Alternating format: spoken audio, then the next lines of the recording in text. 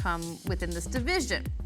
So Bills had to make some moves. The Dolphins did as well. It's been relatively busy. The Patriots, we talked about them yesterday, not that busy.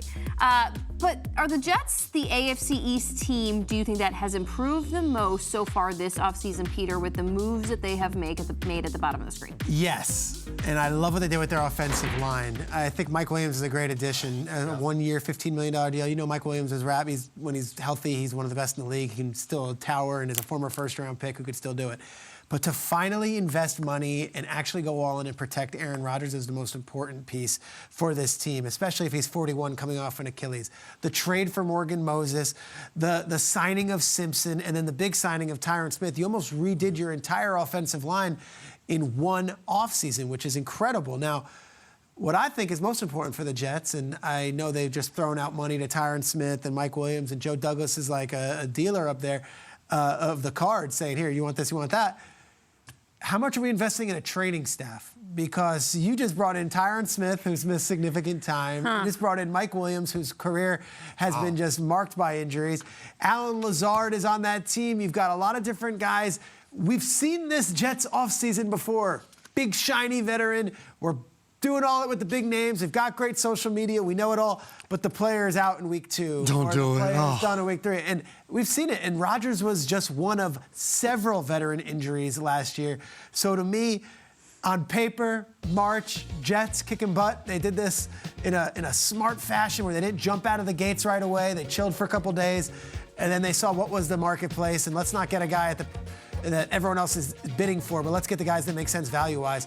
Love the offensive line moves. Simpson, particularly from Baltimore.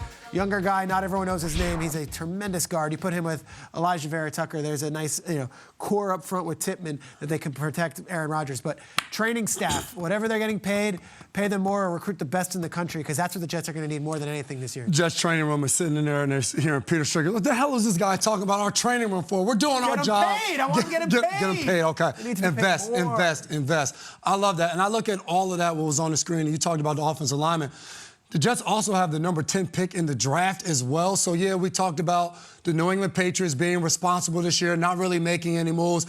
The Dolphins and the Bills were both teams who had the same exact record in the regular season as a Super Bowl champion Kansas City Chiefs. So when you talk about room for growth and improvement, the Jets had a long way to go, and they're going to have Aaron Rodgers back. So to me, that's the biggest thing on here, because you're going to have a healthy quarterback that you brought in, and the expectation when he walked in and he said, I saw the Lombardi trophy there, and that's my goal. And you kind of come back to that full circle to all the hard knocks and everything we talked about last year. Now for Jets fans and for the training room and for the equipment room and everybody else in the weight room, everybody's fired up, because it's like, all right, now we have a chance. We've added a wide receiver to complement Garrett Wilson, where it doesn't seem like we're throwing every pass to him, and he's doing so well, but we still only have 10 points on the board.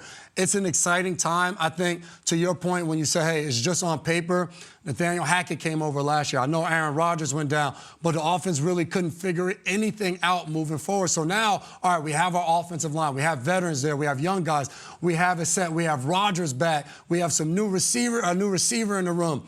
Now we got to make it happen. Breece Hall is healthy. There's no more excuses for this offense to go out there and play well, because we've seen for the last few years since Saleh's got there, the defense has played well. They added Javon Kinlaw as well. They've continued to produce. It's the offense turn to step up and make those plays and put some points on the board. Kyle, thoughts on the New York Jets?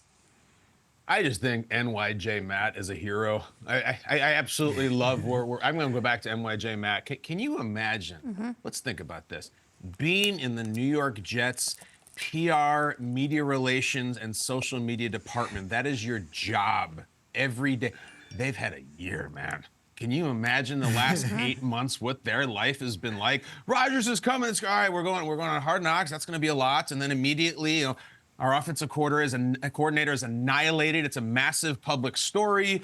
Then the season starts. Rodgers is hurt immediately. There's all sorts of terrible, unsavory Zach Wilson stories online. Up until recently, we're talking about flight logs and Jimmy Kimmel's attacking our franchise quarterback. And now the Kennedy family is involved. Oh, and remember the head coach had this story involved in radio host. It's just like, it's all so hard. And now what shows up? A sandwich for the new player, and he likes it, and the internet likes him, and this is so fun. Let's run with this. You know, these Jets social media people, I love you. I mean, I'm sure you've aged like the presidents over the last 8 months because, you know, the Chargers social media department gets all the applause, and they do all these funny, creative things. It's like, if they had to deal with the stuff we're dealing with, they wouldn't be so funny. This has been, we're trying to put our fingers on the dam here just to stop all the leaks. And so this beautiful, greasy brown bag shows up with a sandwich, and the internet likes us, and the player likes it. I'm just happy for those people. We'll get to the football. Sure, they've made great moves, blah, blah, blah. The draft is coming up. Whoever the young men and women are, and I'm sure they're very young, handling the Jets' social media, I love you. You deserve this one. You deserve a sandwich. NYJ Matt, you're a hero. Get him season tickets.